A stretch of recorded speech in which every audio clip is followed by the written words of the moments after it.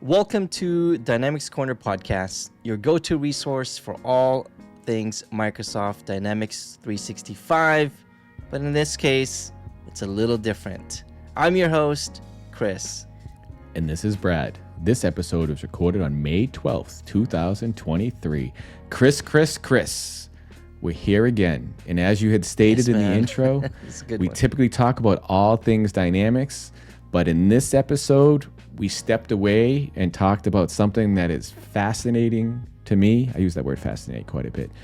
The world is a very big place, and it's difficult to see it all, but there's a group of people that are referred to as digital nomads that really don't have a home and they travel.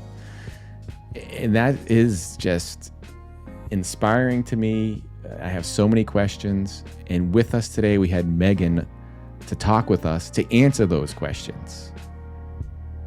A true digital nomad. True digital nomad. All right, let's get to it.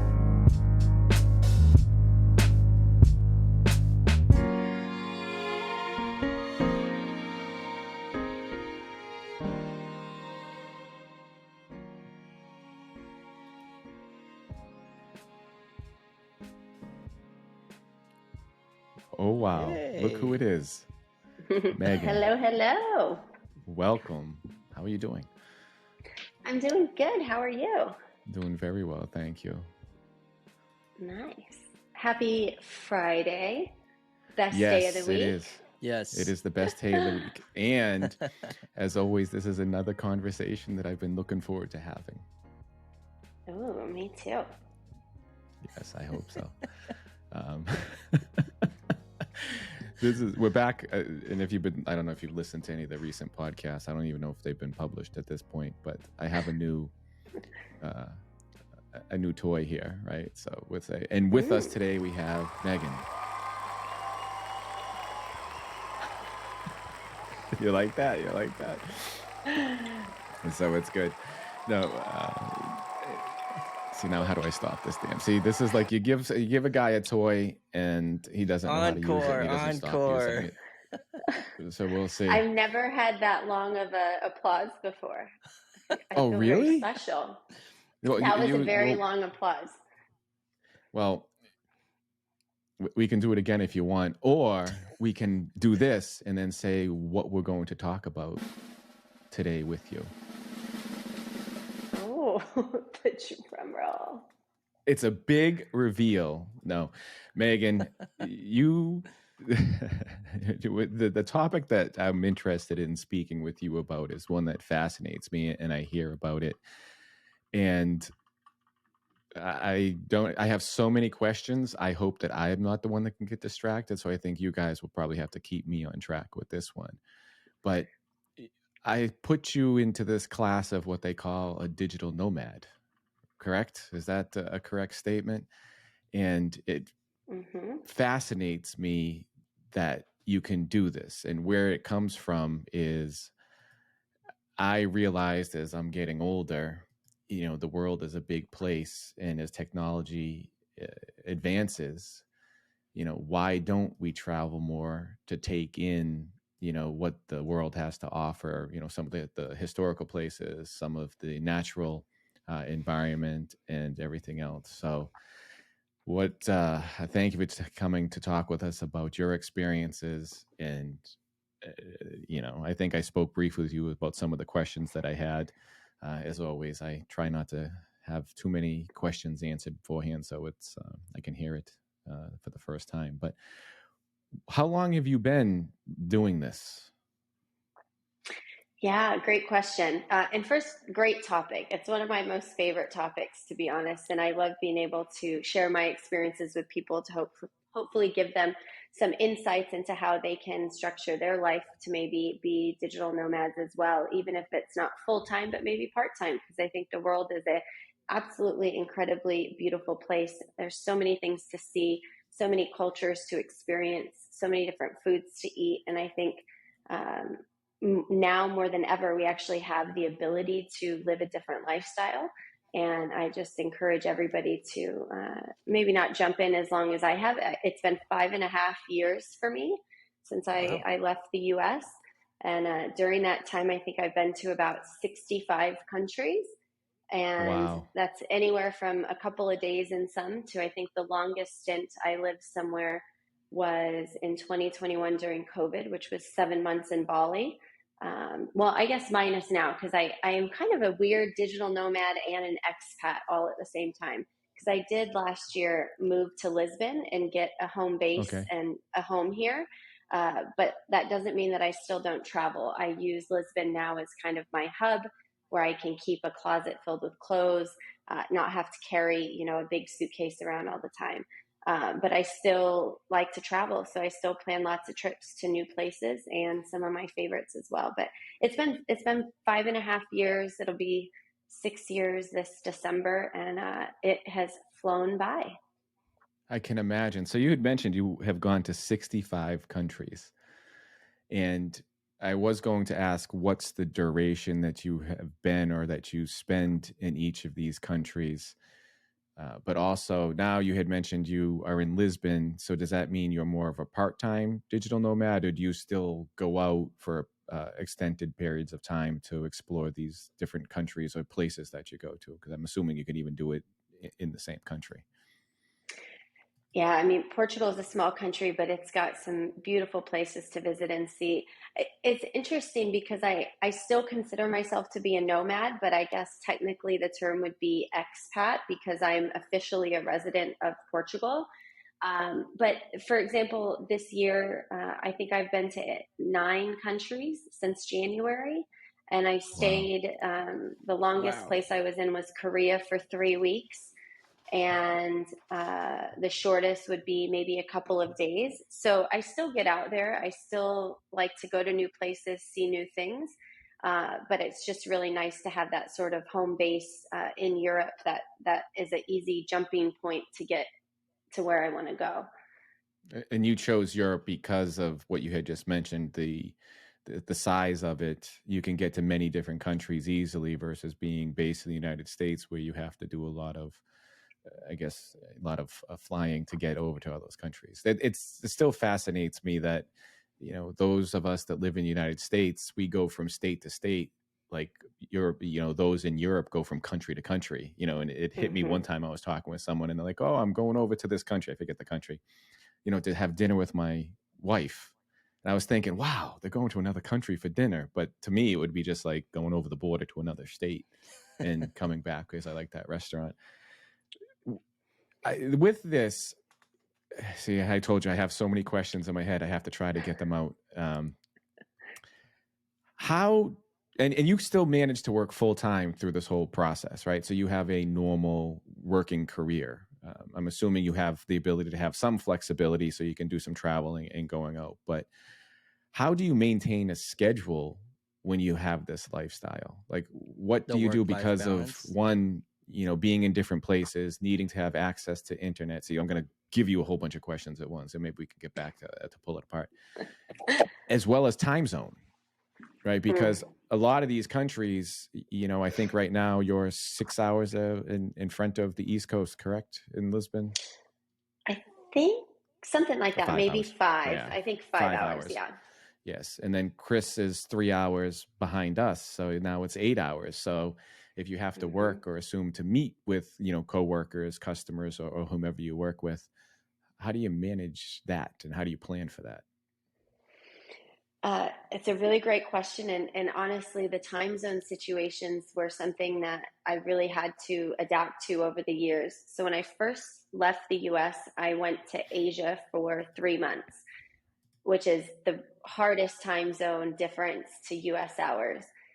Basically, you need to start working at like 10, 11 p.m. at night, and you'd end at like 5, 6 a.m. if you were actually working normal US hours. I've never been a night owl. I like to go to sleep early, wake up early, and feel refreshed. So it was challenging. However, the excitement of being in these new places gave me the strength and the discipline to be able to actually find enjoyment in working at night. And it actually became fun because it meant that during the day is when I could go explore. And at night I would work. and I'd have meetings with my teams. You know, there'd be a dark lighting in the background. It wasn't great for videos or podcasts like these, but it was, you know, once you got onto the routine of, all right, I'm going to work from 10 to 6, I'm going to sleep from 6 to noon, and then I've got noon till I need to maybe take a nap at 8 p.m. right before I go back to work or something. It gives you this energy, especially being in a new place, because you want to experience it. You want to see what life is like. You want to go to the local places and the touristy places. So I think that first stint that I was in Asia and then Australia afterwards, the time zones were horrendous, but it was so new, it was so fresh, it was so exciting that it became really easy to adjust. And since then, it's really come into the discipline around setting your schedule and sticking to your schedule. Because there's times where, you know, I'm in Mexico, and then I'm in Lisbon, and then I'm in Korea, and all of that might happen in the span of 1 week's time. And I always try to travel during the weekends so that I don't have to miss, you know, work. But sometimes you can actually take a flight. So if I leave on a morning flight in Europe, it's US's nighttime.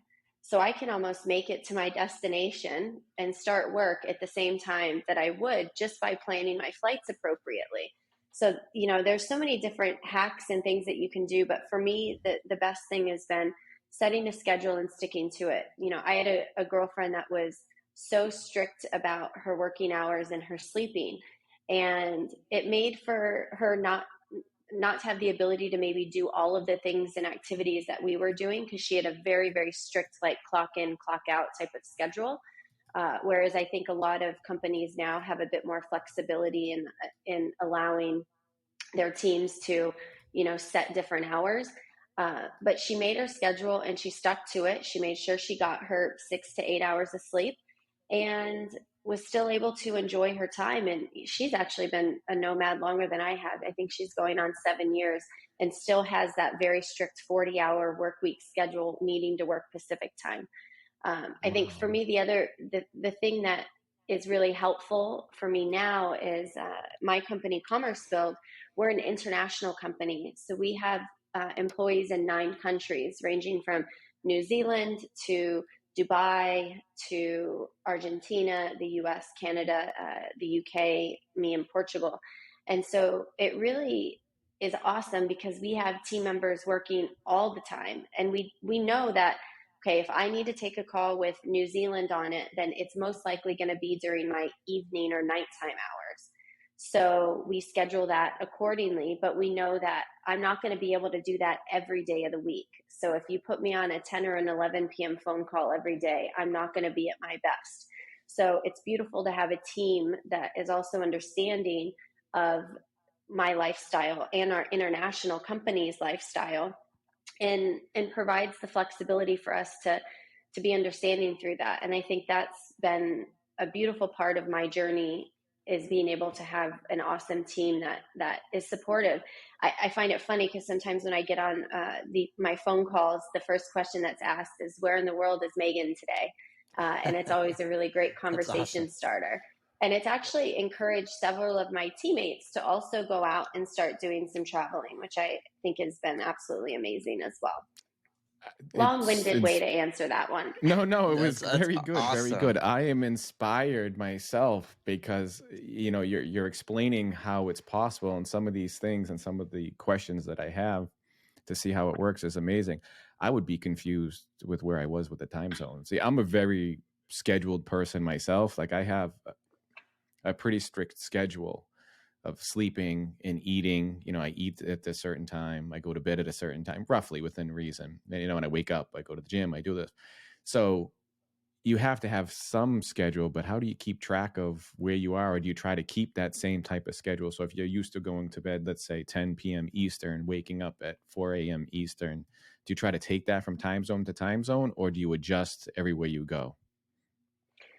I adjust everywhere that I go. And one of my biggest hacks is, if I'm doing long haul flights, the best thing you can do for yourself is just try to sleep. And I know some people can't sleep on planes, But if I know that I've got a 12-hour flight, and it might be my daytime, so I'm leaving at 9 or 10 a.m. and I just got a full night's sleep, the best thing for me to do is to get on that plane and try to sleep the entire flight, because we've now put a lot of this, resting time back into our bodies, that when we land, it's possible I might not be able to actually go to sleep for another 18 hours, and my day is actually just starting, depending upon where I'm going.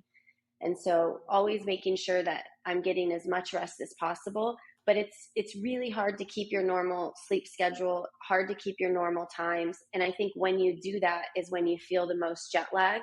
So the best thing, some of the other things I've done is, like they say, going to, I think it's called cryo, where you go to the cold chambers.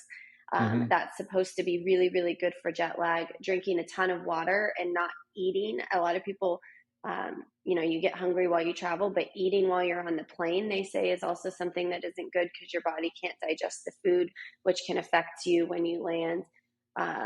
But the real thing is it's like managing your schedule, because if I know that I've got certain call times with my team members, but I know that that call time is going to be maybe 2 a.m. for me now, for example, when I was in Korea, I love that I have the flexibility to go back and try to reschedule that time where it's going to be better. So I'm way happier taking a call at 6 a.m. in Korea than I am at 2 a.m., because that means that I could actually get some sleep, and I could catch people just at a different time of their day. So having your team, be open to working with you and changing those call times and things is super helpful. That is important. No, the support that you get from your employer is beneficial. I can see that in this case.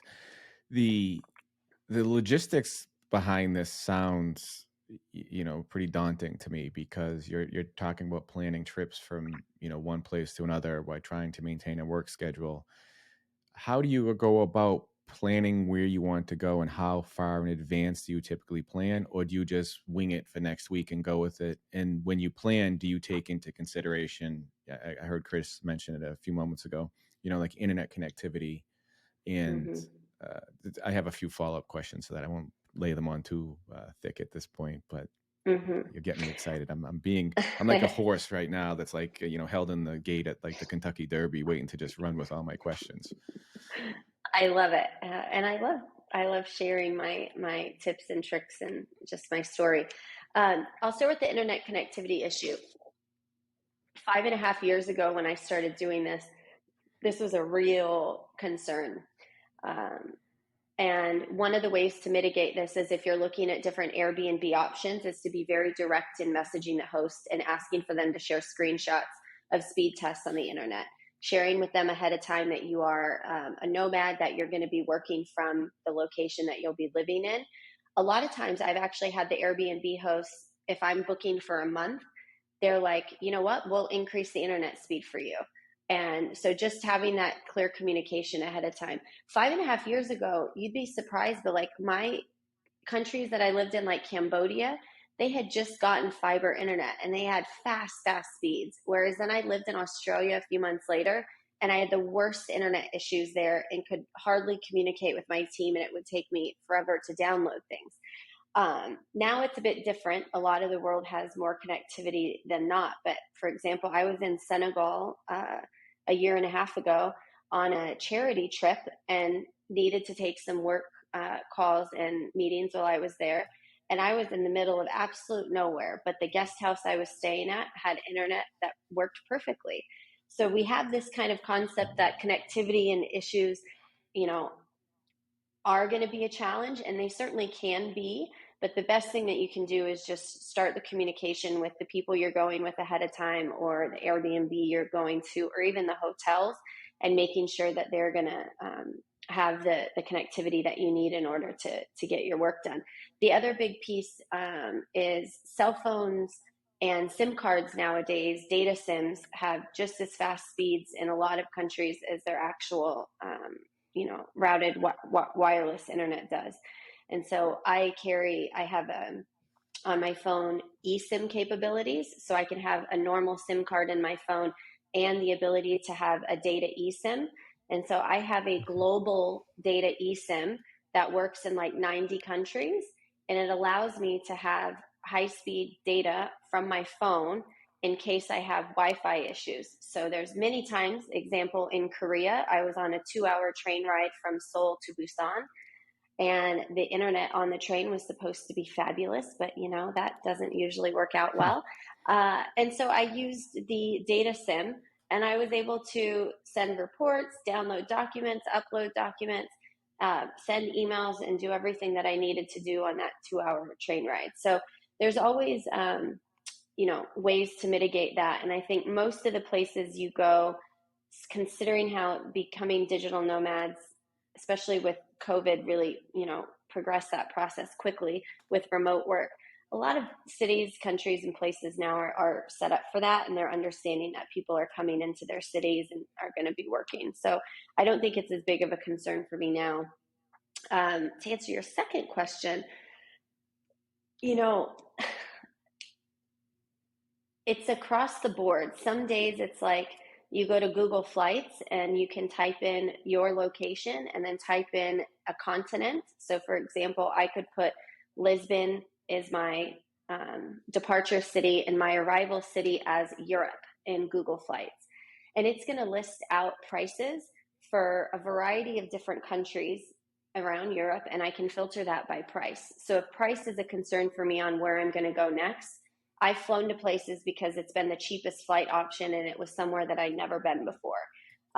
And so you can do that anytime. That's one of my best travel hacks is like, where do we want to go? My friends would be like, where do we want to go on Friday when our apartment is up? Let's take a look at where the cheapest option is. So that's one way. Another way is where friends are. I think there's really beautiful things of solo travel, but solo traveling where you can find yourself in a place where you might know someone. So a lot of times my travel would be around, okay, I have a friend in Korea. I've never been to Korea.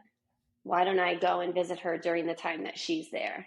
It was never something that I thought I would go and do, but because she was there, it made it more enticing and it made it more exciting to go. Other trips, there's tons of digital nomads out there now, and I've got a lot of friends who continue to travel. And so a lot of times it's, where's all my friends going? So can we get a group together to go do something? So I had wanted to go to Bali and I wanted to get a badass big villa. Well, I didn't want to pay for that whole villa by myself. So I went and I recruited some of my best friends that were digital nomads that I hadn't seen in a while and said, what do you girls think about going to Bali and going to get a badass villa? We Next were there time you for do that, just call. Just say, Brad, I'm getting a big, huge villa somewhere. Come over. We're having a big rave. Mm-hmm. Super in. I'm always down for these types of trips. This is an example for me. Is that some girlfriends of mine are going to Mexico for a birthday, and they're like, "Do you want to come?" And it was a few months back, and I was like, "Nah, I'm not going to be around in that area." And then I have a work trip that gets pulled up, and it's like, "Oh, I do have to be in North America during this time. How about I parlay this trip along with this trip to go see my girlfriends as well?" So for me, it's just always about being open to whatever opportunities are out there. It's hard because you do have a bit of FOMO when you don't get to go. And there's been many trips where I felt bad that I haven't made the time or that, I couldn't go and do something. But you always have to remember there will be something else that comes up. I think when I first started travel, it was really important to me that if I was in a region, Asia, Europe, Africa, I wanted to see as much as I could while in that region. So that also was a part in how I would pick where I would go. And the other big part was I'm not a big fan of winter. I love spring, summer. Me neither. So I would constantly be following the sun and following summer. So the moment it would start to get, if I'm in Australia and it's becoming winter time in Australia, I would move and I'd go somewhere else. So Europe, when it becomes winter here, I'll go to the Southern Hemisphere and go down to Brazil or go to South Africa, and always just sort of. It's such a carefree life. I can't believe it. And I'm sure maybe when you first started, were you a little apprehensive about doing this? Or, did you just kind of just jump right into it and say, I'm going? And when you do this, You had mentioned you plan Airbnbs, which I think are, more popular throughout the world. But with that, you're going to some of these other countries. What is the quality of the Airbnb? How do you ensure that you're going to stay in a quality place? A big thing that I think of is, as you're traveling doing this, what do you think of from the safety requirements to some of these countries that you go to as you're traveling? And depending upon the duration that you're staying, what considerations do you have to think of for any, I'll use the word regulatory, meaning, some countries allow you to come in. If you're here for 2 weeks, okay, we'll consider it vacation. If you're here for a month, you need to get a visa, for example. I'm not saying those are the rules. I'm just trying to give some examples of things I've heard about or come across. But how do you plan, and what do you do for those types of situations? Yeah. So every country has a different visa process. Most countries for people with U.S. passports, it's like an e-visa program, or you can just go, and it's like a visa on arrival. And each of those countries have a duration of length that you can legally stay as a tourist.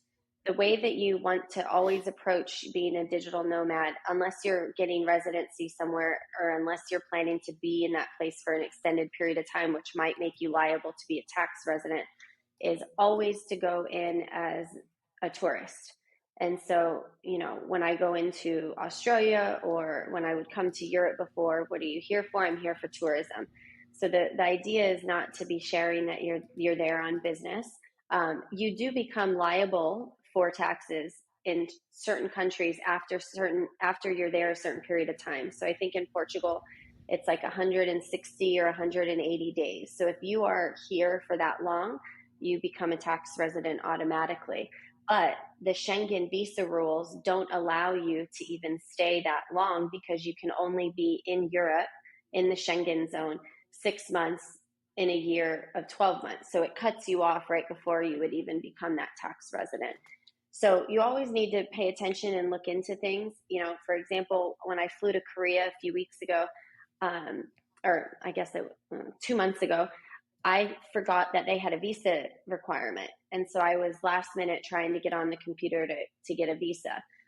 There's lots of websites out there. So if you're finding yourself in a pinch where the government visa program maybe is saying 7 to 10 days for approval or something, there's a lot of times visa agents that can get it done for you faster.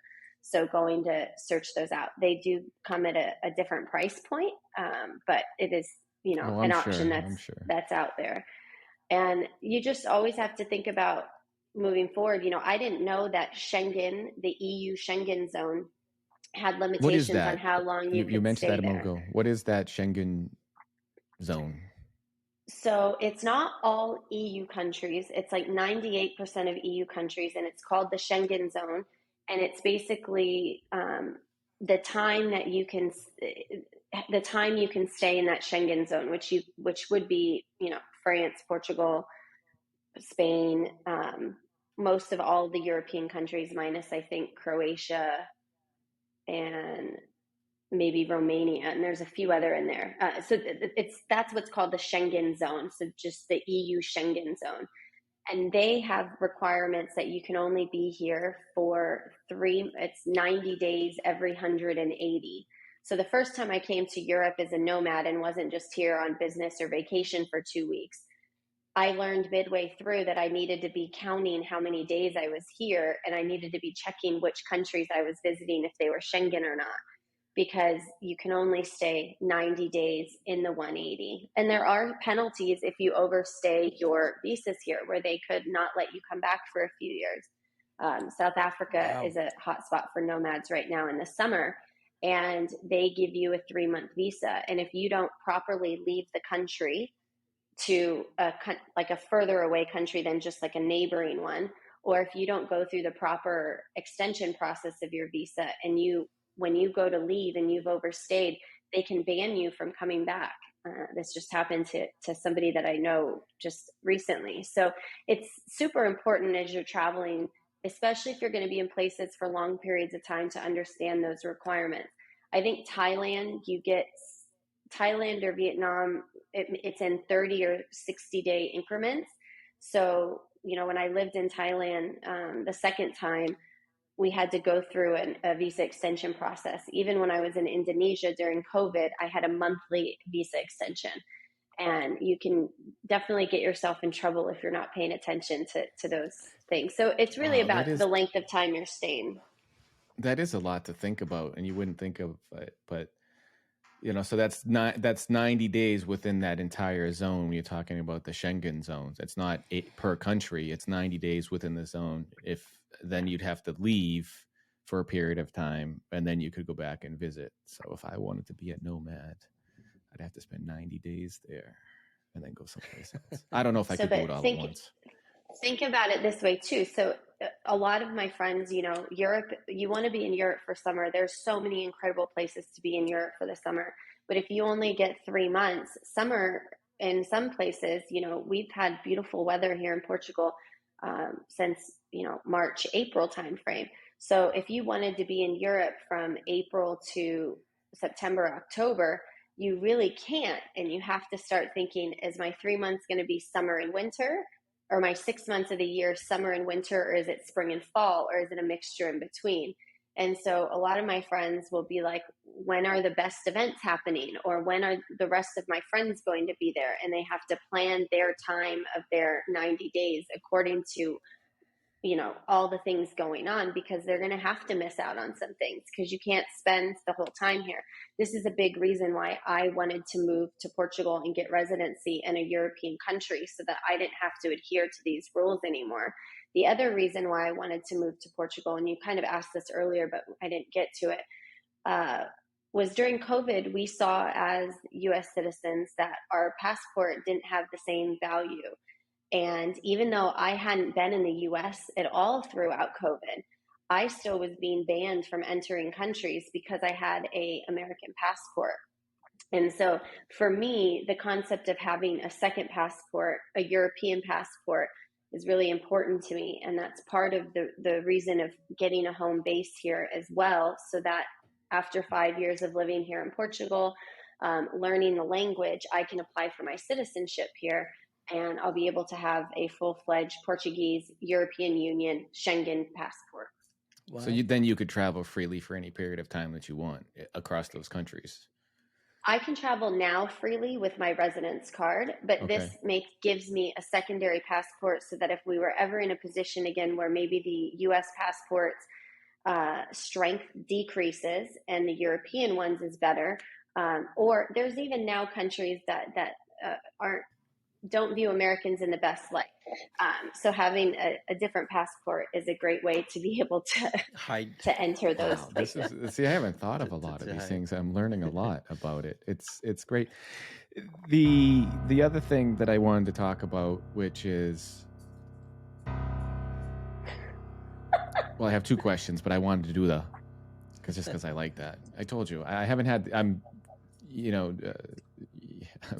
drawn into the conversation, so I forget to play my sounds. Plus, the soundboard's getting a little old on me, and I'll just have to, if we talk too much.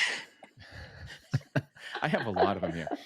So you talked about, you hitting the point that some countries aren't, maybe U.S. friendly, or they don't look at, Americans in the same light.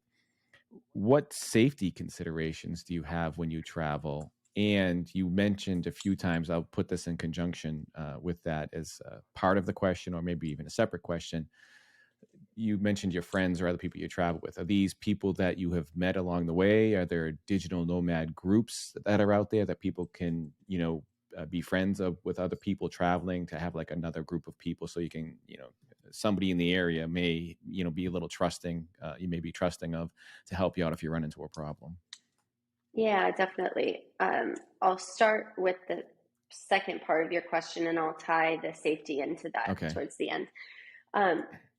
So when I first started traveling, they're digital nomad travel groups, companies that are already established and out there.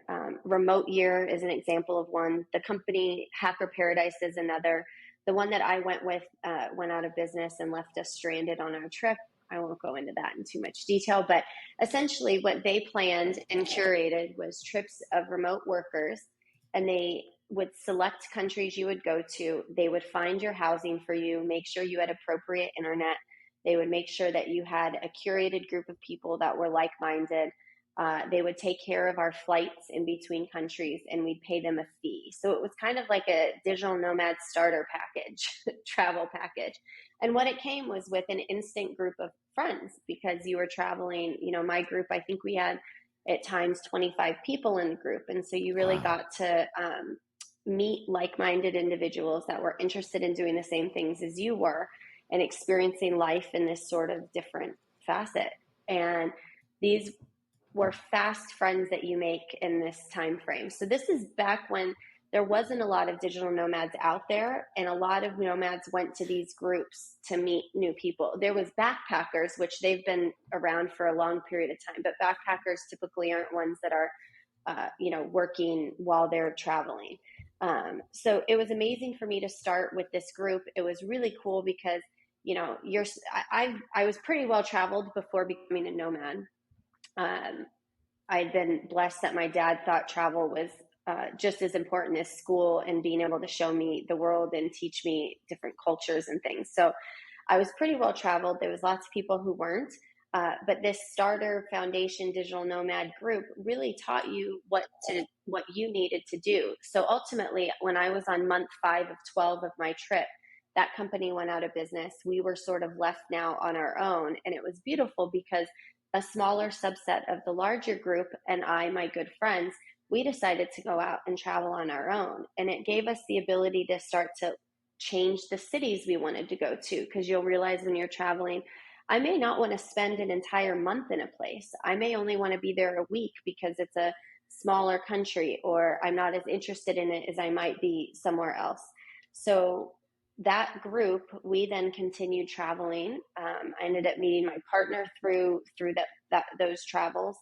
And from there, you just sort of meet people along the way. So my community of nomad friends over the last 5.5 years is massive. And there's people all over the world now. There's tons of communities and meetups. So I live in Lisbon, which is a hotbed for digital nomads. There's weekly meetups. So if you just go to the meetup app in the App Store, it'll give you, and type in digital nomad, it'll give you all of the events in my city and in these digital nomad hotspots where things are. And you can go meet up. Nowadays, remote work is so prevalent that there's thousands of co-working spaces and co-living spaces for digital nomads out there as well.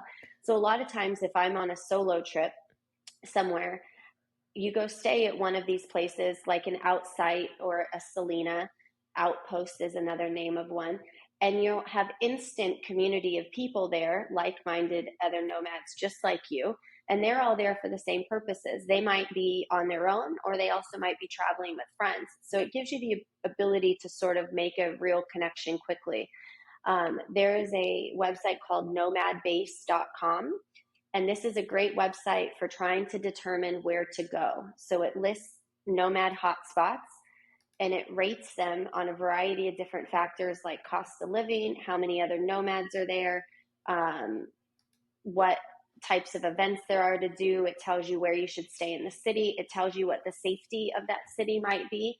And so for people just starting, if they don't have this kind of concept of I want to go here, I want to go there, but it's important for you to be around other nomads, looking at Nomad Base and coming up with your list of places and seeing what sounds good, is a really great way to do that and a great tool.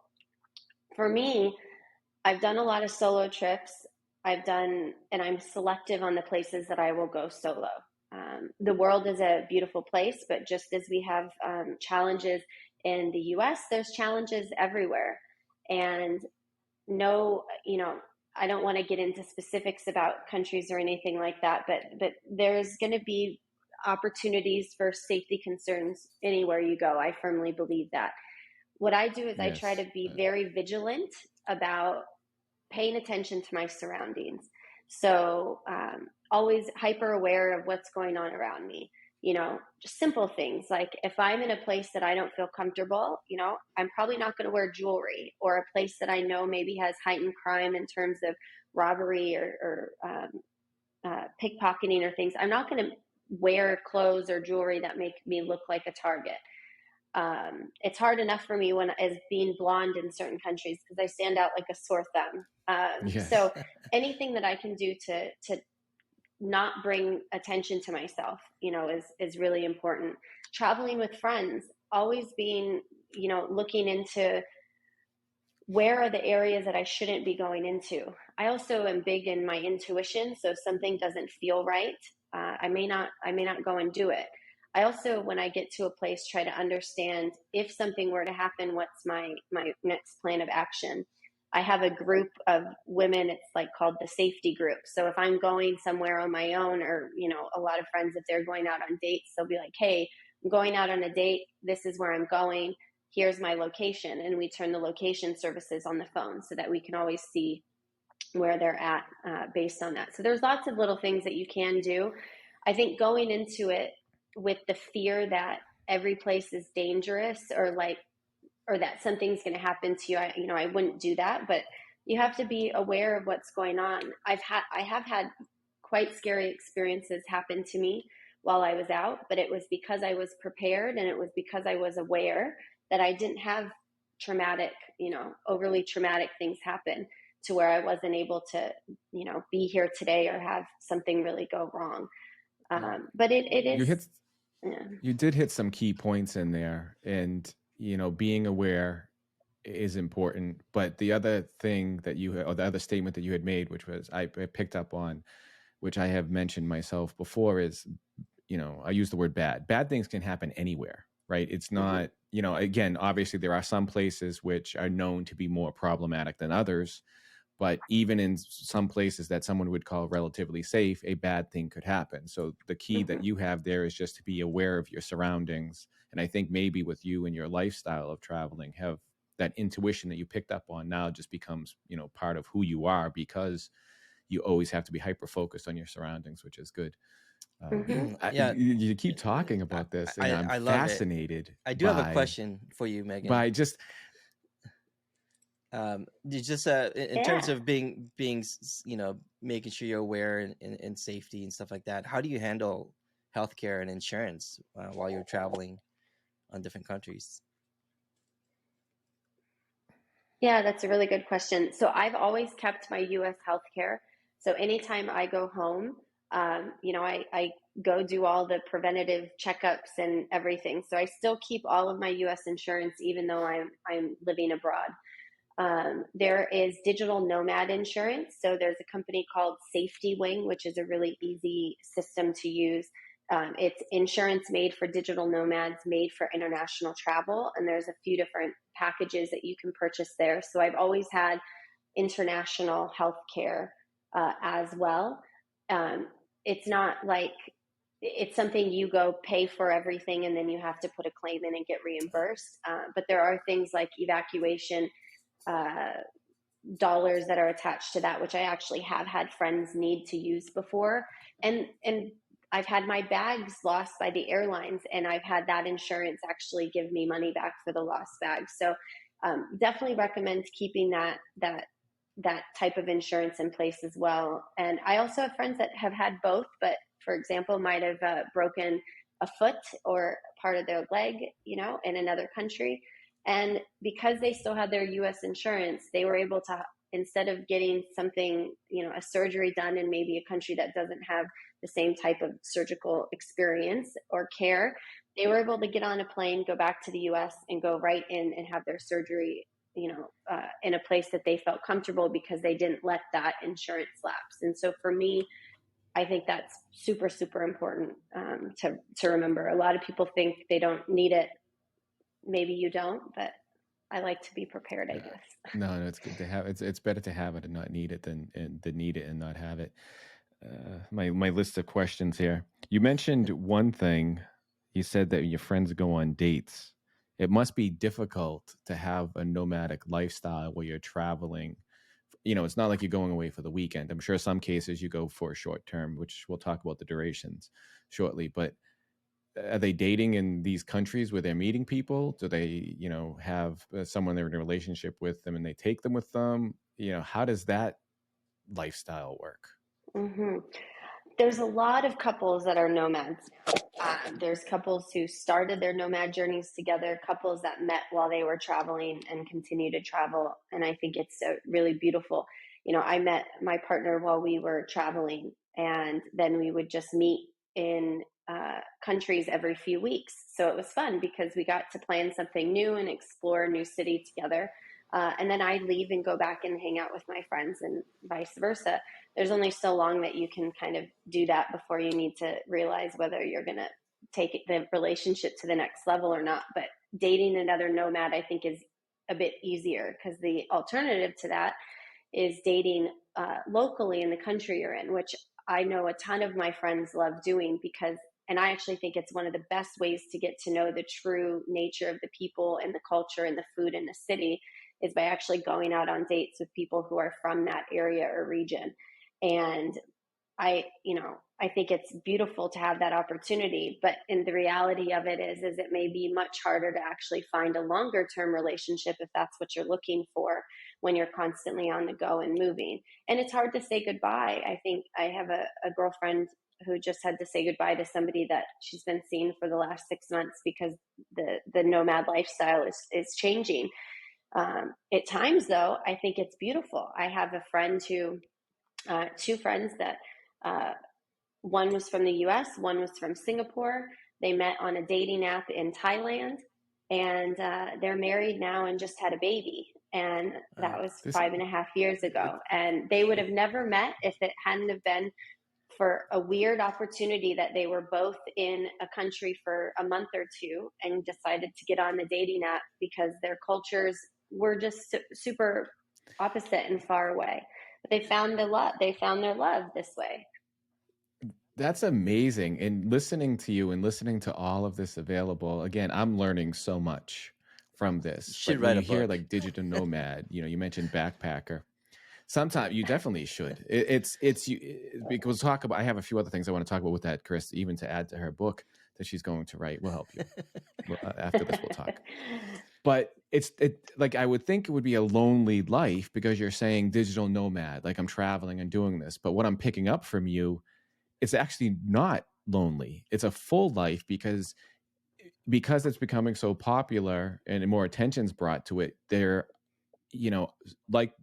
birds of a feather flock together, that old saying where you have other people. Mm-hmm. Like, it's just fascinating that now you have a group of people with similar interests that you can meet all over. So yes, you may be traveling alone, but in essence, you're not alone, which I think is also great because it gives people that are hesitant to do something like this, information that yes, you can do it. There's resources and there's people out there so that you're not trying to figure this all out alone, and you learn from. Just a quick comment on that. It's amazing. I have a 14-year-old daughter. Last year we were having a conversation, as she gets older, and she started asking about this becoming a nomad, digital nomad. And so I don't know a lot about that. And so all the things that you're sharing, I'm going to take that and share it with my daughter because eventually she's going to want to do it. She wants to be out there and travel, become a true digital nomad. So you should write a book so I can give it to my daughter when she comes to age where she's going to start doing that. So well, there's a mentor right here for you. Yeah, that's awesome. Give her Megan's name and she can call her. This is, geez, I told you my mind is fluttering, so I'm usually not my composed self. What do you travel with? Like, are you, obviously you have to take work stuff. You have to take clothing. Like, do you ship stuff ahead of time? Do you ship stuff back? Do you buy local, ship it? Like, how do you, it's not going away for the weekend. I mean, you may literally leave for months, right? At times. So what do you bring with you? I'll start. From what I bring and what others bring, there can be drastically different. I have friends that bring full-on monitors with them. So one of their luggages is a box with a screen because they can't work just from a laptop screen. I've never had that issue. Some people find it weird that I can do everything that I need to do quickly and efficiently just from my laptop, but it's been that way for 5.5 years. So technology-wise, I keep that pretty minimal, and it's basically just my laptop. When I left for travel, I had I bought the Away luggage. So Away is a brand I know that's quite popular with people. The reason I bought it is they have a lifetime warranty. So if the bag gets cracked, they just send you a new one. And I've had this happen now where over the last 5.5 years, I've probably had 2 or 3 replacements on my large luggage and then my smaller carry-on. And so it's been a I could great see bag that. for I see me. how they handle bags at the airport. It happens all the time. But so getting good luggage is a big must for this. I had a large suitcase that was, the big ones, the large ones that go into the plane.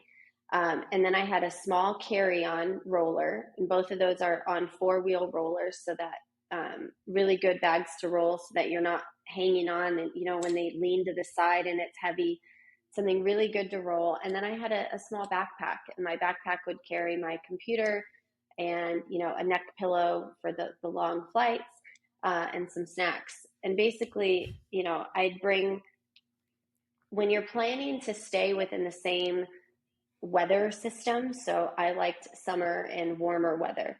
So most of everything that was in my bag was warm weather clothing. I had one North Face jacket that was the thermal ball that could roll up into its pocket and become this big, and we can use that as a pillow, or something to put behind your back, or if it's really small inside your backpack. Style doesn't really become the thing in the world of a nomad. So you'll see some stylish folks and they've got tons of bags, but the biggest bane of any nomad traveler's existence is travel days with lots of luggage. So everything you can do to pack as minimally as you can based on where you're going. So it did start to get hard when COVID happened and I was locked down in places that were more winter-like. Well, I'd just go to the store, buy new items that I would need, buy some sweaters, buy some pants. But typically I would like to keep things pretty light. I think I would only travel with, a pair of workout shoes, and then I would wear slippers. I think there was a period of time where my bag got lost from the airline and it had my shoes in it. So all I had was one pair of Javianas for 4 months, and I didn't buy any new shoes, and I just lived in those. But packing, stay as light as possible. You are always going to bring more than you'll ever use. So when you're done packing, take a few items out. Always. The one thing that is people always laugh at me about is, I love, my hair products, my skin products. So most of the heavy stuffs in my bag would be all of these products that people would be like, you have like no clothes. I'd be like, yeah, I have like, 5 or 6 outfits, but I've got all the shampoo and conditioner and the face products that I need. So some people bring full, they're into working out and protein. So they bring all their protein bars and all their protein powders, and that's what the majority of their suitcase is. You personally need to decide what is important to you. But the least amount of stuff you can bring as possible. Because the other factor here that people don't remember or don't think about is you can buy whatever you need everywhere you go. So if you forgot something, guess what? There's a store somewhere that's going to have something for you. You don't need to have, absolutely everything. And a lot of times when I go to places, I know people that they don't bring any of their toiletries with them outside of maybe like, their good stuff. But first thing they do when they go somewhere is they buy their shampoo, conditioners, body wash. And then when they leave it there because it's the heaviest items to bring. And what you don't want is to be, running around an airport with your heavy bags. No, I can imagine that. That's an important thing to take. I just can't even get into the cultural aspect of this with you being able to try different foods, meet different people, and really get into it. What do you feel is a good duration of time? As a lot of people travel on vacation. They travel on a vacation, they go to a resort, right? So if you go to Florida, you stay at a resort. Oh, this is a great life. Florida's so good, for example, or somewhere else. But to me, you don't really get to experience the culture of where you're going if you're just going to go somewhere, stay in a resort, and leave after a couple of days. What do you find is an appropriate amount of time, or an approach so that you can really get the experience of, other than, you did talk about some of the groups, I do recall that, but to get the experience of where you are? Mm-hmm.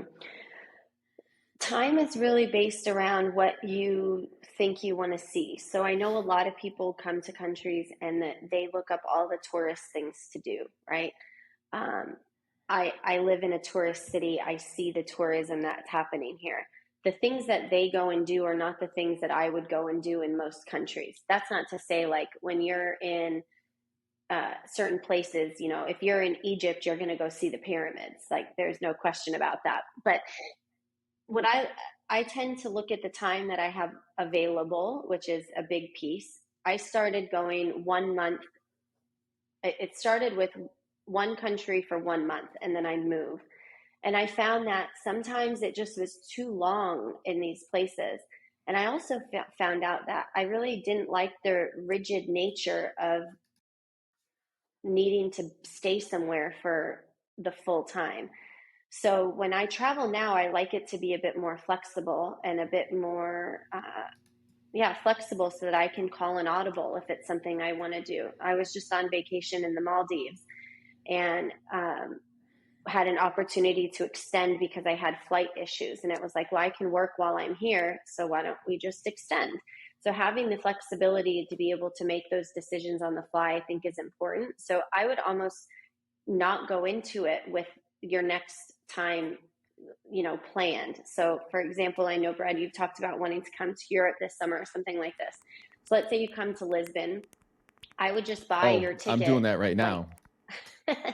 I'm typing in right now my plane ticket to Lisbon. I'm sending it out, and soon I'll have this ticket. I'm letting you know when I'm coming, so just be ready, because this will be me. This will be me. Let me know. Can't wait Megan, to I'm show here. you around. And you'd be like, Can't wait to show you around. Brad, nice to see you. These sounds you are can't incredible. expect anything less of me than all these sounds. And if you slam the door on my face, it will be this.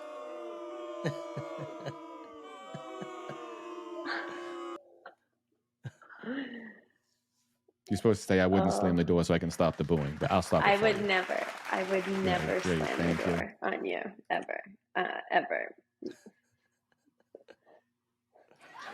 You can say it's annoying. It's okay. More applause for me. I'll take it all day.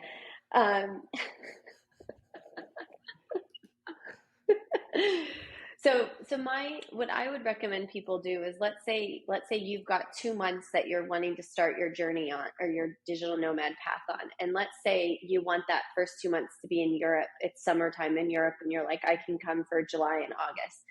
So what I would recommend doing is finding a good place to get a round trip ticket from your city. So again, go Google Flights, type in, I think you're in Boston, put Boston, and then you type in Europe, and figure out which flight cost is going to be in your realm of desire.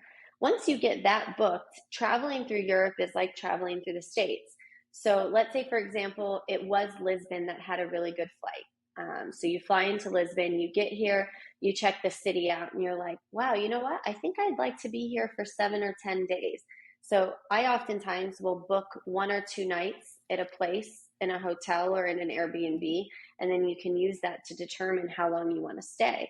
Because you really don't know. Do you really want to get stuck in a city that isn't vibing with you? I'm not going to name the city, but I just had this happen last week on my way back from vacation.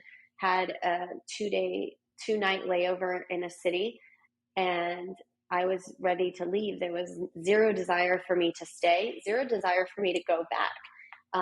I would have hated if I decided to book out 10 days in that city without the ability to get a refund on my Airbnb or hotel. And then I've got flights that I can't change that are going to cost me more money.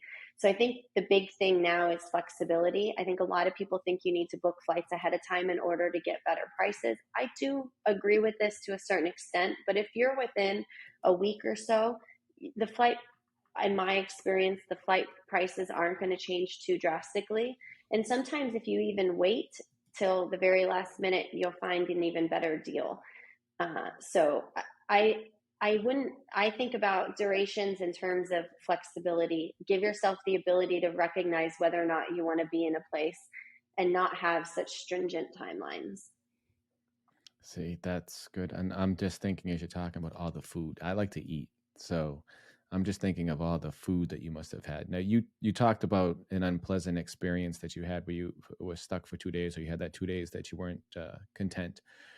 What would you say was your most memorable journey that you had gone through as you've been doing this over the 5.5 years? I mean, you've gone to 65 countries and it sounds like you've done a lot, but what is the most memorable to you for this?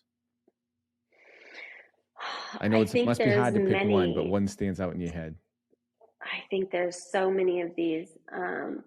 I'll use this one. So I was in Cambodia, and there is a forest called the Mondulkiri Forest. I think it's near the Vietnamese border, and there's a elephant sanctuary where essentially all of these elephants that were used in the logging industry or for tourism, they were bought and then taken to this big land that's an open land, and they can roam and be free and do whatever they'd like.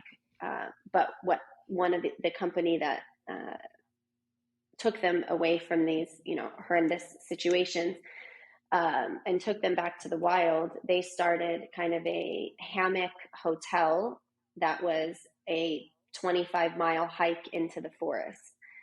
Elephants are one of my favorite animals in the world, elephants and dolphins. I have my land and I've got my sea animal. And I've always felt this strong connection to elephants my whole life, like a spirit animal situation. So I don't have an elephant sound, but I could try to make one if you want. Kris, I couldn't even attempt to make that sound at all. But we trekked like 25, 30 miles into this forest. They made us a local Cambodian dinner. We spent the night in hammocks and watched the sunrise as this wild group of elephants came to meet us. And they come if they want to come. It's not like they're there every day. It's not like you're going to for sure see them, but they came. And I had a really strong connection with this elephant named Princess, who had spent many years working in the logging industry. And I had gotten we were touching. She was close to me. She was sniffing me with her trunk. And that's the hair product. That was, probably. She's like, smells like bananas. Is there some bananas in there for me? But that was probably that was like month 2 of traveling. And it was just like, I can't, I remember saying words all the time of like, I can't believe this is real life. And I think most nomads will tell you that first year, and I only thought I was leaving, by the way, for a year. I'd committed to 1 year of being a nomad and going home. I knew in month 1, I was not ever going back home in that same way again. And I can say from Kris, myself and what I've heard from multiple friends, that first few months, that first year of travel, there was not a better year of my entire life. The memories I made, the extreme adventures that I had, from the elephants in Cambodia to trekking in the Andes Mountains in Peru and going to Machu Picchu, to going to Africa and being on an African safari and seeing wild elephants and lions. Like, all of that happened in year 1. And amongst so many other things, but like, that year is just so memorable. You have an additional thing that you need to bring in your suitcase with you as you do all these trips. What's that? You know what that is? Me. Because this is amazing. You'll have to be my tour guide for a little while. You have to get me out. We talked about, you have to start slowly, but I am an adventure seeker, so you better be sure you want to sign up for this. So I was just on vacation, and you know what I was doing on my vacation? I was diving with tiger sharks. So... I love that stuff. Listen. Okay, perfect. I fall down you're mountains. welcome to join. You're welcome to join. I have to do a trip. I definitely have to do a trip. So you have many memorable experiences, and I'm certain you'll know what the next question's going to be. What is your worst experience? You may have had many, or may have not, but many great experiences. What was your most memorable? Obviously, that doesn't mean you didn't have many of them, but in doing this, what was your worst experience? And if it's your worst experience, talk about maybe why it was the worst experience and what could have been done differently to avoid having such a bad experience. I'm going to keep things general. So look, I've had some safety issues in places, but I wouldn't even count those as the worst experiences that I've had. And I'm going to group worst experiences into one. And for me, that's having expectations on travel days, and then those expectations not being met by the airlines or the airline employees, canceled flights, getting stuck somewhere, missing flights, them losing your baggage.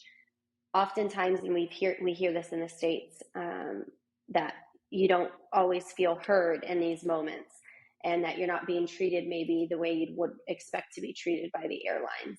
And it makes for really hard days. Some of the most challenging days that I've had in the last five and a half years in terms of my digital nomad life has been around travel days. And so my partner and I have a saying, like, we are always nice to each other on travel days, always sweet, no matter what happens. Like, understand that anything can go wrong. We just had a crazy flight path to get back to Europe from our vacation that took us through Saudi Arabia. We weren't sure what the visa process was going to be like, if we were even going to be able to get a hotel. And the best thing that we could do, and to keep the experience good, was to just remove the expectations of what we hoped for. I think a lot of times, I've had to spend many nights in airports, multiple canceled flights, bags with, also one thing, don't travel with expensive jewelry. My luggage that got lost for 3 months had a lot of expensive items in it that was definitely not the total that was covered by the insurance company. That was devastating to me. It had family items in it as well. I learned not to travel with those things, but ironically, 3-4 months later, I get an email from Iberia Airlines from a woman that says, "Is this your bag?" And I said, "That's my bag." And she goes, "Weird. It's been sitting in the Madrid airport in the corner for the last few months. I finally decided to come and take a look at it today." And I was like, "Oh my gosh, I've never even flown through Madrid before. Not sure how my bag got there, but could you please send it to me?" Expecting that they would charge me for the bag. No, I was in Canada at the time. They sent the bag from Madrid to England to Montreal, and they had it delivered to my home for me, all for free. But I had the most traumatic 4 months thinking that they lost my bag with all of my items in it. And then 4 months later, I'm not saying this is what happens to most people, because I wouldn't say that. I put air tags in my bag now so that I always can find them and know where they That's are. a good idea. But for me, when you say what's the worst, it's the cumulative experiences that I have, which when you're traveling a lot, you just got to let go and just go with the flow and be very flexible. Because if you stay very rigid in those moments, or stay angry, or create these expectations, they're never going to be met, because you can't control any of this. You can't control the trains, you can't control the traffic, you can't control the airlines. And so in that as well, I always try to leave buffer time for any commitments I make for myself after as well, to not also create, that moment where I might not be able to fulfill something. I put air tags on my list. Which one should I get? The Apple air tag or that other tag? I use the Apple AirTags only because that's what all of my device connections are. Another cool one, this has nothing to do with that, but the Lark water bottle, if you've ever seen these before, a lot of times we take for granted in the US that we have just water to drink everywhere. A lot of countries in the world, you cannot drink the water from the tap. It's fine to shower with, but it's not even good to brush your teeth with. And so, you'll get big water jugs, but I used to never have an issue with water, but then I started to have a fear of not having water around, because if you wake up in the middle of the night and you realize that your big jug is empty and the store's closed, you don't really have a backup unless you feel comfortable boiling water. Yeah. So this Lark bottle is amazing because it has a UV light that that takes care of bacteria, and then there's a straw that you can put inside that will remove heavy metals as well. So this has been Okay, I'm building my list now because I'm also have a list of destinations for us because we're going to Lisbon to a tour, Portugal. We may hit up to Italy, it depends, but I want to hit Abu Dhabi and Dubai, and then maybe that'd be it. And then I'll come back, spend some time back home, then go back over because, there's some other places that I want to hit. We have to hit the circuit. Maybe we'll hit, Germany, we do Poland. have to hit a circuit. Yeah. Yes, we definitely have to. So I'm just letting you know I'm writing that down. So I'm into the Apple ecosystem. Black bottle I'll get. Water, I have a gallon with me all the time because it's something from when I was younger. I tell everybody you don't want to be dehydrated, and I almost feel like I'll never know when I'll drink again. So I'm constantly drinking. That's great. It's a good thing. That's any other things I should put on my list while I'm writing it down? I mean, like clutch little devices that you have, like you have like a little leather. Well, you can't take knives in the airplanes. But no, you must have a lot of frequent flyer miles. Oh yeah, they're really great. And once you build them up and you build status with the airline, you get upgrades to business class and things on long haul flights, and you learn how to hack the system to where you're paying, I typically pay economy ticket prices, but have the ability to upgrade to business using points. And because of my status, Nice. It's cheaper. So there's lots of benefits attached to that. If you're really going to start the travel game, you need to do the credit card points game. So the Chase Sapphire Preferred Card, it has a big yearly cost to it, but it gets you a lot of benefits. I think it gets you global entry. It gives you $200 of airline credit every year. I think 5 points on travel. So I run all of my expenses through the Chase Sapphire Preferred Card, pay the card off every month. My round trip flight to Korea was paid 100% on Chase points just 2 months ago. Wow. See, this is good. I'm not ready for that yet. I have to see how I like it. It sounds good, but I have to get used to getting out of I'm like a creature of habit. So once I have to get broken of that. But I think if I go to Lisbon, Abu Dhabi, Dubai, and maybe even Spain, or we could do it like Lisbon, Spain, France, Italy. Yeah, I mean, we'll have to talk about this. There's a lot to see in those places, so you got to be careful on how much time you're going to spend, because that's the piece is, when I say be flexible that you may not get to everything at once, especially if you're only allocating a certain period of time attached to it, because there's so much to kind of see. Going in with an idea of what you're wanting to do, I think is great, and then backloading in the amount of time that you have. But I think the perfect way to get started is to, maybe it's only a few weeks. I have friends that only can do a few weeks at a time, but during that few weeks, they're specific about what they want to do. They're specific and disciplined about their schedule. And it gave them a taste to say, could I actually do this, more long term? Or do I want it to be something that I look forward to 4 times a year? A nomad doesn't have to be a full-time traveler. It can be someone who, enjoys travel, but takes it in increments as well. Oh, that's great. Do you ever travel to the States for like tourism, or you just do it for work or other reasons?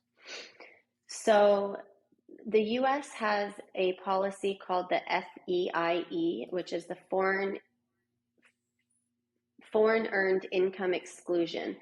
So for tax purposes, I can only be in the U.S. 35 days or less a year in order to receive a tax benefit of not having to pay federal taxes up to 120,000 of earnings, I think it is. So I'm only in the U.S. 35 days a year. It's typically to go to 1 or 2 corporate events, and then the rest of the time is to visit family. It's a lot harder than it sounds to only be there 35 days a year, especially if you have a big family and you want to see your friends. And that's probably one of the hardest things of being a nomad, is making that determination. But for me, I've had family come out and visit. My dad spends about a month every year to come visit me in some place that I'm living. I make the time to go see other family members. And that, of course, you could also not do the tax benefit, but I like money, so I'm going to take advantage of it if I can. Taxes will get you every time. It seems like they get you everywhere. So that gets you. Well, Megan, this was amazing. I could talk with you for hours, Kris, and see that BC Tech Days trip seems a little bit better now. Because I know, right? That's over. Yes, as we spoke about. I'm literally looking through like the Google flights just so I can see where can I go. Yes, no, it's life is short. The world is big. We get kind of stuck in our ways and our patterns and our habits, and I think it's important to appreciate, like you have seemed to have, other cultures, other people, and I think you can just learn a lot. Learning a lot from what you see on TV isn't the same as learning it from actually experiencing it and living it. So it's inspiring, and I still have a list of questions for you, but we'll have to have you come back on again for a part 2. Maybe I'll have to be somewhere remote when we do it because it would make it fun. I don't know. I'm talking right now, but we'll see. Well, how about this? We'll do our second recording while you're in Lisbon over a nice glass of Portuguese wine. I'm in. Go. Sold. No, but thank you very much. We appreciate your time. Appreciate you sharing your experience and stories with us. To me, personally, I was looking forward to this because it's just a life that my eyes were open. I can't even talk. See, I'm like a kid now. My eyes were opened up to, and there's no other way to learn, like we talk about, than maybe sometimes talking with somebody or meeting somebody. I could have read all this online, but firsthand experiences, I think, are the biggest teacher, and I appreciate it. And I thank you very much. And if anybody wanted to contact you, or if you don't want anybody to contact you, you don't have to say anything in my sarcastic ways. How could they contact you if they had additional questions on, the Digital Nomad lifestyle and some information on some of the groups or anything else that you had mentioned? Yeah, I think the best way is probably to just go to my Instagram. So my Instagram handle is Megan Mann 808. I'll send this to you as well, but MEGAMANN 808. And that's probably the best way to get in touch. 808 area code. That's very 808. Gotta represent 808 area code. Yes. I'm gonna have to look this up right now. My hometown. You never even told me that you had Instagram. How do I use this now? Hold on. I used to use it for my photos. Anytime I see 808, I'm like, oh, I know where that is. Where is it? Oh, yeah. It's a Hawaii, beautiful state of Hawaii. Oh, I never been there either. That's one you should definitely put on your list as well. It's a very, very special place. It's the closest I see paradise you perfect. could get, U.S. based. Perfect. No, well, I don't know.